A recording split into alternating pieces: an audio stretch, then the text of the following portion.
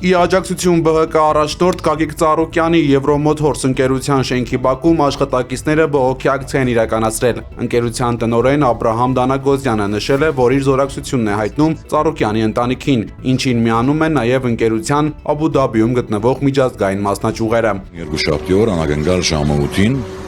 լուր ենք ստանում, որ այստեղ եկել են եւ ինչ որ քննչական գործողություններ են գնում։ Գալիս ենք այստեղ, մի քանի հոգով մասնակցում ենք ընդհանուր գործողություններին, մեր մոտից վերցնում են 3 սերվերներ, 19 կոմպյուտերներ, լապտոպ եւ աշխատակիցների, բոլոր աշխատակիցների անձնական մոբայլները։ Եվ անշուշտ իմ անձնական մոբայլս ոչ աշխատանքային, որում մեջ 2 համար կա եւ արկրավում եմ։ Ոչ մեկ պատճառ Եվրոմոթորսը Հայաստանում BMW, Mini եւ Rolls-Royce ավտոմեքենաների պաշտոնական ներկայացուցիչն է, որի համասեփականատերը գործարար ԲՀԿ առաջնորդ Գագիկ Ծառուկյանն է։ Բողոքի ակցիա է նաև Multi-Wellness կենտրոնի շենքի մոտ։ Կենտրոնի գլխավոր տնօրեն Արման Փիրոյանը հազանգել է մարզահամալիրի գործունեության կասեցումը եւ մուտքերի կապարակնքումը լուրջ վնասներ են հասցնում բիզնեսին։ Տնօրենի խոսքով համալիրը հայտնվել է անորոշ եւ վտանգավոր վիճակում։ Սարքավորումները, այդ թվում լողավազանների քլորակայանները եւ ջեռուցման համակարգերը մնացել են միացված, ինչը տեխնիկական լուրջ խնդիրներ կարող է առաջացնել։ Փիրոյանը նշել է, որ իրենք խուզարկության ժամանակ համագործակցել են իրավապահների հետ եւ տրամադրել են անհրաժեշտ բոլոր փաստաթղթերը, սակայն համալիրի սերվերների, համակարգիչների եւ անձնական հեռախոսների առգրավումից հետո կենտրոնի աշխատանքը կատվածահար է եղել։ Տնօրենը հերքել է ՊԵԿ-ի հայտարարությունը խոշոր հարկեր թաքցնելու վերաբերյալ, այն որակելով աբսուրդային։ Փիրոյանի խոսքով իրենք դիմել են քննչական մարմիններին խնդրելով պատճենահանել տվյալներն ու թույլ տալ շարունակել աշխատանքը, սակայն մինչ օրս պատասխան չեն ստացել։ Տնօրենը կատարվածը որակել է որպես քաղաքական գործընթաց եւ կոչ արել իրավապահներին բիզնեսը չխառնել քաղաքականության հետ։ Ես հորդորում եմ բոլոր իրավապահներին, բոլոր այդ մարմիններին, ով որ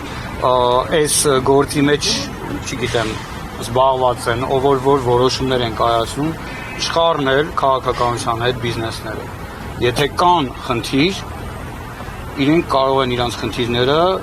իրենց ձևով որոշեն, հասկանան, բայց բիզնեսների հետ կապված պետք չէ աշխատողն այսքան աշխատող, այսքան խնդիրներ ստեղծել, ինչքան հնարավոր է խնդիր, այդքան ստեղծվել է, արդեն ստեղծվել է։ Գագիկ Ծառուկյանի մոր առողջական վիճակը կտրուկ վատացել է, այս մասին գրել է Հրապարակ օրաթերթը։ Թերթի տեղեկություններով 93-ամյա Ռոզա Ծառուկյանի առողջական վիճակը վատացել է, երբ որդու նկատմամբ անօրինական բռնություն է կիրառվել։ Լուրերի համաձայն նա տեսել եւ շատ ծանր է տարել տարածված տեսանյութերն ու լուսանկարները։ 70-ամյա Գագիկ Ծառուկյանին օրերս իր տանը ազգային անվտանգության ծառայողները պարկեցրել էին հատակին, ապա բերման ենթարկել։ Ուժեղ Հայաստան դաշինքի առաջին համար Նարեկ Կարապետյանը եւ նրա թիմակիցները մեկնարկել են հետընտրական մարզային այցելությունները, նպատակ ունենալով դառնալ ժողովրդի ձայնը ազգային ժողովում եւ լուծումներ տալ երկար տարիների անտեսված խնդիրներին։ Դաշինքի ներկայացուցիչների առաջին կանգառը Նիզամի համայնքն էր, որտեղ տեղի ունեցած հանդիպումների ժամանակ բնակիչները բարձրաձայնել են գյուղում առկա օրհասական խնդիրների մասին։ Մանկապարտեզ չկա, համար առաջ մանկապարտեզը դպրոցի վիճակը որ նայեք լացաները մանկապարտեզի վրա գազտան չկա դպրոցում, պլիտով է տակացել։ Գյուղացու մասը մտածող չկա։ Գյուղացին մեռելա վրա լացող չկա։ Մարդը ապրանքը մշակ է, տանջվ է, այդքան գումարը դրելա, տանում լցում ջուրը գալիս է։ մթերման խնդիրն է։ Այո, մթերման խնդիր։ Տիրական չկա, ով ինչ ուզում, այս տարի խնձորա ծախվի, օրինակն եմ ասում։ Համատարած գյուղացին խնձոր անում, տանում լցում ջուրը գալիս։ Գյուղացին խիպը տիրել են գիշերներով փուչել։ Մեմանդարի շուտ։ Ինչ գործում։ Մեր այդ դրամատին թող մտածես կառավարություն։ Նա գնատենա ինչ է պատահում։ Որ բարիկա ստեղծում նրան է բռնում տանում բեր։ Նարեկ Կարապետյանն ու թիմակիցները լսել են բնակիչների դժգոհությունները, շեշտելով, որ իրենց նպատակն է պետական մակարդակով բարձրաձայնել եւ հասնել այս խնդիրների համակարգային լուծմանը։ Դաշինքի ներկայացուցիչները վստահեցրել են, որ իրենց գործունեությունը ուղղված է լինելու հենց բարիք ստեղծող գյուղացու շահերի պաշտպանությանը եւ պետական հոգացության ներքո համայնքների կենսունակության վերականգնմանը։ Կառավարությունը մտադիր է միավորել Վանաձորն ու Փամբակ համայնքները ձևավորելով մեկ համայնք 22 բնակավայրերով։ Հայաստանի Հանրապետության տարածքային կառավարման եւ ենթակառուցվածքների նախարարի տեղակալ Առնակ Ավետիսյանը եւ Լոռու մարզպետի տեղակալ Արսեն Ղարիբյանը անցկացված հանրային քննարկման ժամանակ են հայտնել դրա մասին։ Ըստ մարզպետարանի տարածած հաղորդագրության, հանրային քննարկմանը ներկա են Լոռու մարզպետի աշխատակազմի պատասխանատու պաշտոնյաներ, համայնքների վարչական բնակավայրերի ղեկավարներ, հասարակական կազմակերպությունների, զանգվածային լրատվության միջոցների եւ քաղաքացիական հասարակության ներկայացուցիչներ։ ՏԿ նախարարի տեղակալ Առնակ Ավետիսյանը եւ Լոռու մարզպետի տեղակալ Արսեն Ղարիբյանը նշել են, որ համայնքների միավորման նպատակն է ձևավորել ավելի արդյունավետ եւ կենսունակ համայնքներ։ Պաշտոնյաներն ընդգծել են նաեւ, որ համայնքների միավորումը հնարավորություն կտա ավելի արդյունավետ օգտագործել առկա ռեսուրսները, մեծացնել համայնքների կարողությունները եւ բարձրացնել բնակչությանը մատուցվող ծառայությունների որակը։ Ամերիկյան Starlink ընկերությունը Հայաստանի կառավարությանը նվիրաբերել է եւս 56 արբանյակային ինտերնետային սարքավորում, ապագա հնարավոր արտակարգ իրավիճակներին նախապատրաստվելու նպատակով, հայտնել է բարձր տեխնոլոգիական արդյունաբերության նախարար Մխիթար Հայրապետյանը։ Նրա խոսքով սարքավորումներն արդեն Հայաստանում են եւ տրամադրվելու են ներքին գործերի նախարարության փրկարար ծառայությանը։ Դրանք կապահով են հուսալի եւ բարձր արագությամբ ինտերնետային կապ, բնական աղետների, փրկարարական գործողությունների եւ այլ ճգնաժամային իրավիճակների ընթացքում, երբ ավանդական կապի համակարգերը կարող են խափանվել կամ գերծանրաբեռնված լինել։ Նախարարը նշել է, որ Starlink-ի եւ Հայաստանի միջև համագործակցության շարունակությունն է։ Ավելի վաղ ընկերության տրամադրած 110 սարքավորումով ինտերնետ է ապահովել հեռավոր բնակավայրերի դպրոցներում։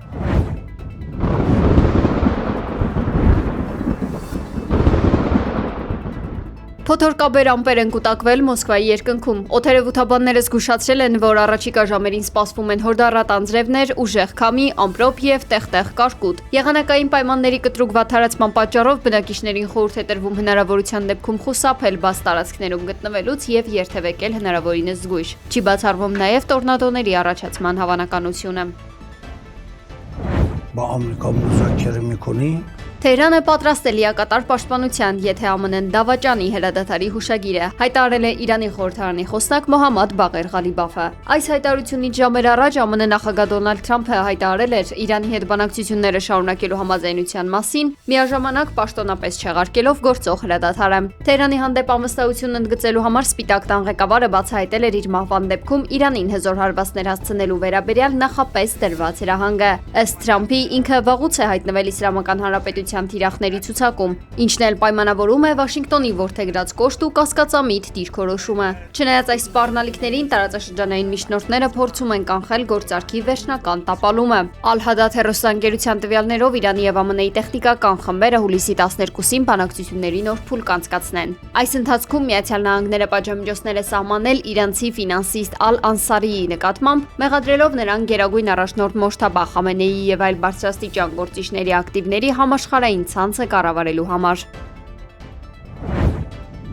Բերլինում անհայտանձը շուրջ 11 ժամ շարունակ պատանդ է պահում սուպերմարկետներից մեկի գանձապահին։ Միջադեպը տեղի է ունեցել Գերմանիայի մայրաքաղաքի Մարիենֆելդե շրջանում։ Տղամարդը եղել է խանութի վերջին հաճախորդը։ Նա հուլիսի 10-ին տեղական ժամանակով մոտ 22:00-ին մտել է խանութ, ապա հանկարծակի հանել մեծ դանակ եւ սկսել սպառնալ գանձապահին։ Դեպքի վայր անմիջապես ժամանել են ոստիկանները, այդ թվում հատուկ նշանակության ստորաբաժանումների ծառայողները։ Նրանք ողջ գիշեր գտնվել են տարածքում եւ հսկողություն իրականացրել։ Իրավապահների տվյալներով կասկածյալը դեռ շարունակում է գտնվել սուպերմարկետի ներսում, իսկ ոստիկանությունը անընդհատ կապի մեջ է նրա հետ։ Դեռ հայտնի չէ, թե ինչ է նա պահանջում։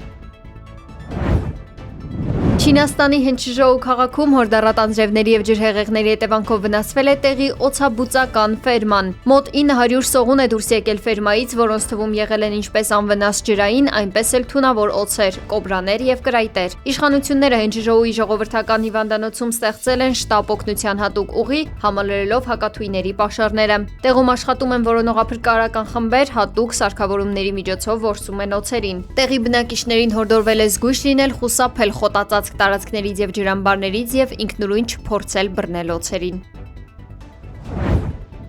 Բավի թայֆունը հարվածել է Թայվանին, իշխանությունները հայտնել են 36 տուժածի մասին, զոհերի մասին դեռևս տեղեկություններ չեն հաղորդվել, վիրավորներն անմիջապես հոսպիտալացվել են։ Վտանգավոր գոտիներից, այդ թվում արևելյան Հուալյան գավառից եւ կենտրոնական Տայչիժուն քաղաքից տարհանվել է ավելի քան 14000 մարդ։ Երկրի շատ շրջաններում դադարեցվել է դպրոցների եւ պետական հաստատությունների աշխատանքը։ Չինաստանի արևելքում իշխանությունները նույնպես պատրաստվում են թայֆունի հետևանքներին։ Ֆուձյան նահանգի Նինդե քաղաքի բարձր ռիսկայնությանով համերձ գոտիներից տարհանվել է ավելի քան 3700 բնակիչ։ Տարածաշրջանում պատրաստության վիճակում է գտնվում արտակարգ ծառայությունների ավելի քան 17000 աշխատակից։ Բացի այդ, չինական իշխանությունները ուժգին անձրևների պատճառով այս տարի առաջին անգամ հայտարարել են վտանգավորության բարձրագույն կարմիր մակարդակ։